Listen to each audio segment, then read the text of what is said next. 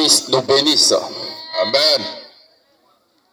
Nous saluons la population d'Akwedo Village et tous ceux et toutes celles qui sont ici présents, Amen. qui écoutent la parole du véritable et du réel Dieu qui sort de la sainte, merveilleuse et mielleuse Bible. Oui. Amen. Amen.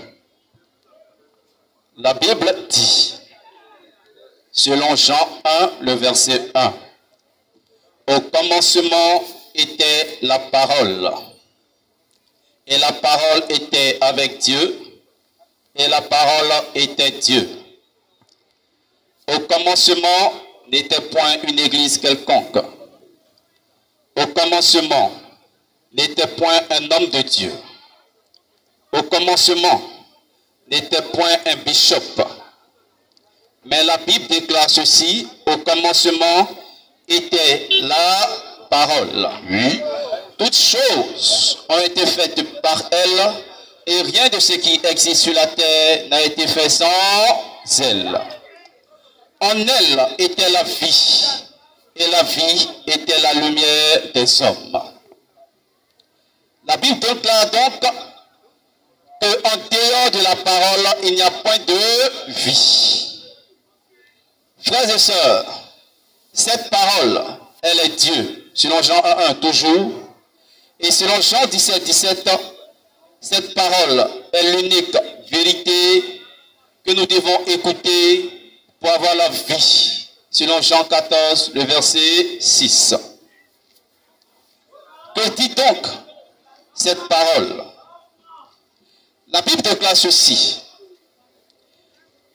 que le Seigneur Jésus le Christ, le salut qui a été envoyé à l'humanité, quand il a commencé son ministère, il a choisi 12 personnes. Matthieu chapitre 10, à partir du verset 1, nous lisons. Matthieu 10, à partir du verset 1. Puis, ayant appelé ses 12 disciples, il leur donna le pouvoir de chasser les esprits impurs et de guérir toute maladie et toute infirmité. Voici les noms des 12 apôtres. Amen. Amen. Donc il leur donna le pouvoir de chasser toute maladie et toute infirmité.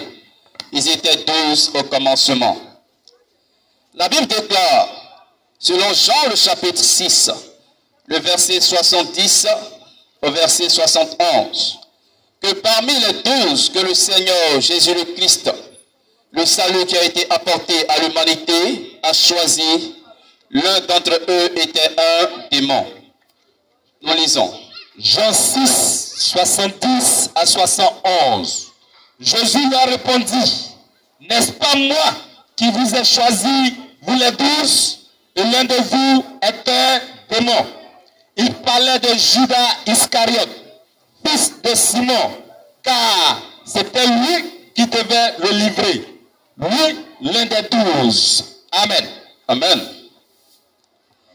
Être un démon et avoir un démon sont deux choses différentes. Si j'ai de l'argent, je peux perdre cet argent. Mais si je suis l'argent que je suis perdu, c'est difficile que je puisse me retrouver. Amen. Amen. Alors, le Seigneur Jésus le Christ, après que l'un d'entre eux, les 12, étant partis en son lieu, a laissé des consignes aux 11 apôtres. Nous allons lire cela dans Marc 16, à partir du verset 15 jusqu'au verset 16. Marc 16, verset 15 à 16. Puis il a dit, allez par tout le monde et prêchez la bonne nouvelle à toute la création. Celui qui croira et qui sera baptisé sera sauvé. Mais celui qui ne croira pas sera condamné. Amen. Amen. Donc au 11, il a dit ceci. Celui qui croira après leur prédication et qui se fera baptiser sera sauvé. Celui qui ne croira pas sera condamné.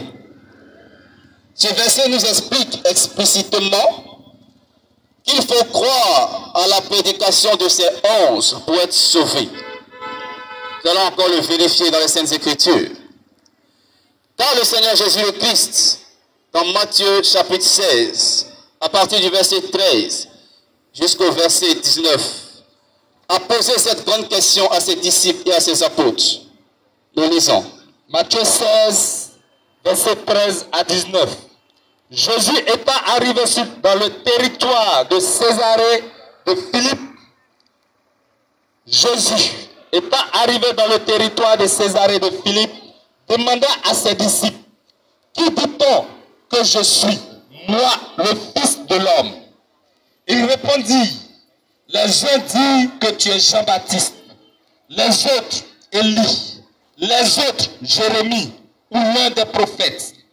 Et vous, leur dit-il, qui dites-vous que je suis? Simon-Pierre répondit, tu es le Christ, le Fils du Dieu vivant.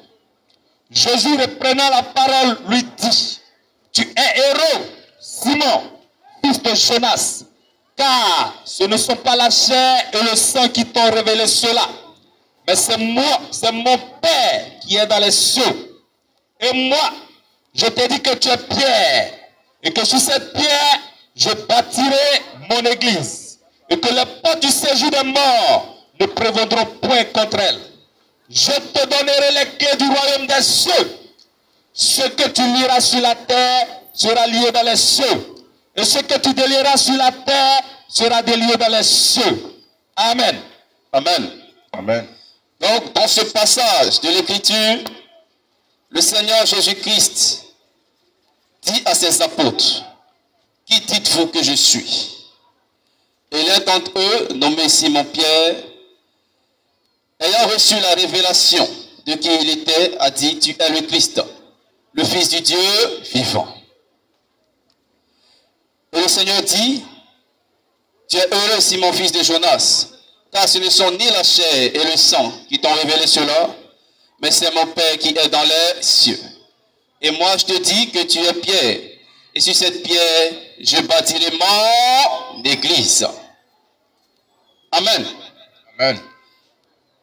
Le Seigneur bâtira son église sur la révélation qu'a reçu Pierre. Amen. Il n'est pas écrit, je bâtirai mes églises, ou bien je bâtirai vos églises. Amen. Mais que constatons-nous aujourd'hui? Nous constatons qu'il y a plusieurs assemblées d'églises aujourd'hui.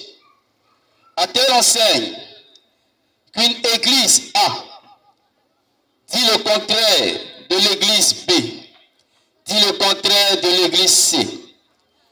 Est-ce que cela était ainsi avec les disciples et les apôtres? Nous nous posons la question.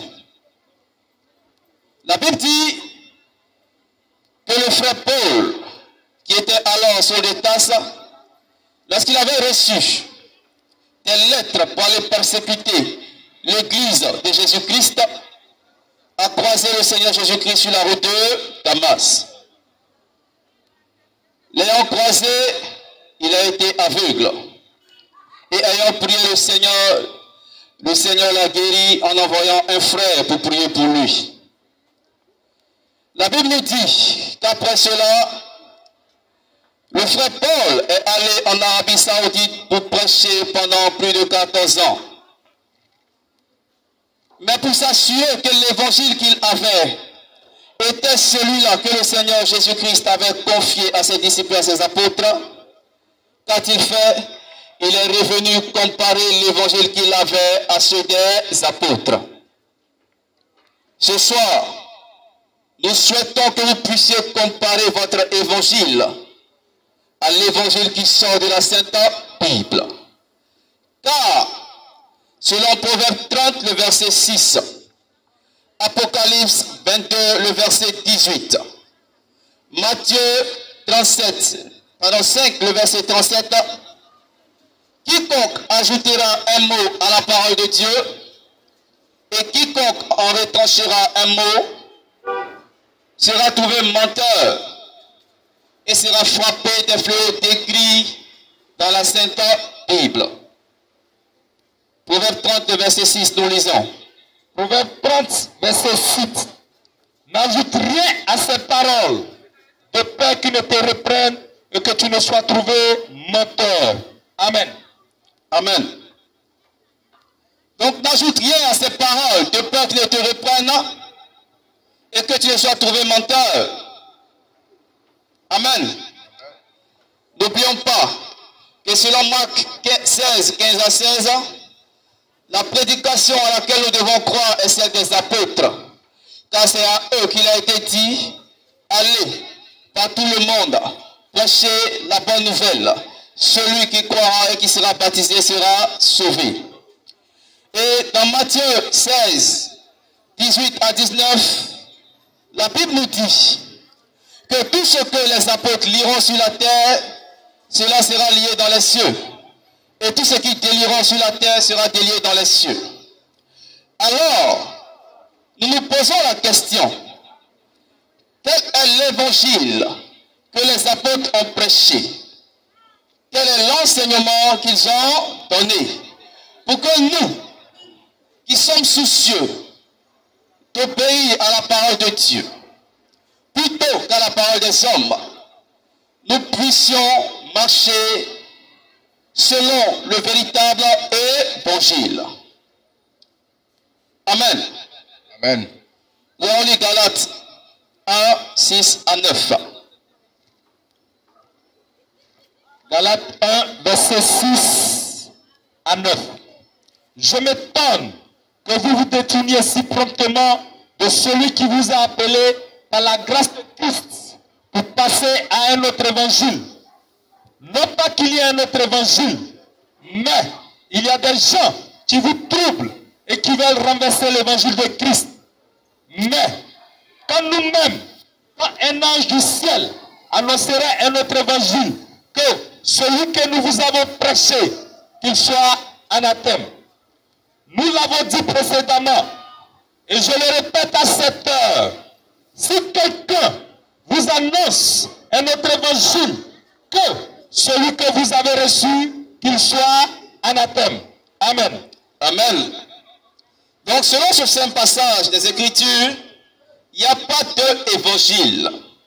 Il n'y a pas trois évangiles.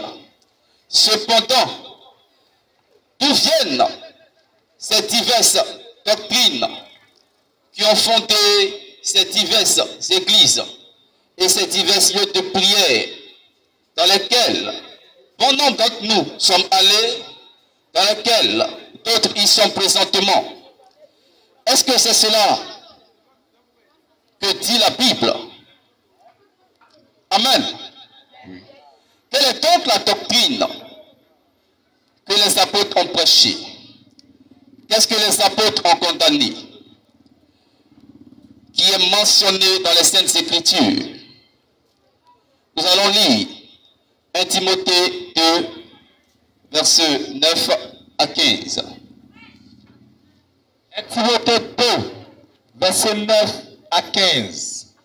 Je veux aussi que les femmes, vêtues d'une manière décente, avec pudeur et modestie, ne se parent ni de tresses, ni d'or, ni de perles, ni d'habits somptueux, mais qu'elles se parent de bonnes œuvres, comme il convient à des femmes qui font profession de servir Dieu. Que les femmes écoutent l'instruction en silence, avec une entière soumission. Je ne permets pas à la femme d'enseigner, ni de prendre de l'autorité sur l'homme, mais elle doit demeurer en silence. Car Adam a été formé le premier, Ève ensuite. Et ce n'est pas Adam qui a été séduit, c'est la femme qui, séduite, s'est rendue coupable de transgression. Elle sera néanmoins sauvée en devenant mère, si elle persévère avec modestie dans la foi, dans la charité et dans la sainteté. Amen. Amen. Amen. La Bible dit qu'elle ne permet pas à la femme de prêcher. Nous rappelons que nous sommes contre personne. Nous ne sommes pas contre vos églises. Mais notre souci, c'est de dire la vérité qui se trouve dans les Saintes Écritures. et de répéter ce qui est écrit noir sur blanc. Et comme nous venons de le lire, si donc une femme se tient à la chair pour prêcher l'évangile du véritable et du réel Dieu, donc la parole du véritable et du réel Dieu, est-ce qu'elle aura honoré ce Dieu-là?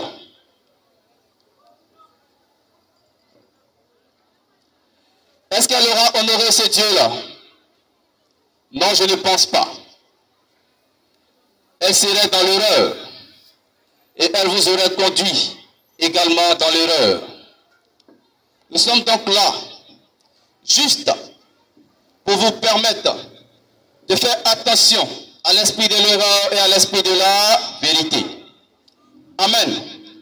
Si donc vous vous trouvez dans des lieux de culte ainsi, nous vous prions de regarder à la Sainte Bible, qui est la vérité absolue sur toute la terre, et de rechercher le réel et le véritable Dieu. Amen. La Bible dit, Marc 16, 15 à 16, allez, prêchez la bonne nouvelle. Celui qui croira et qui sera baptisé sera sauvé. Frères, nous vous rappelons que pour croire, il faut croire en un seul et unique évangile, comme nous venons de le lire dans Galates 1, 6 à 9. Cet évangile n'est rien d'autre que celui que le Seigneur Jésus le Christ a laissé à ses disciples et à ses apôtres, lui-même étant la pierre angulaire.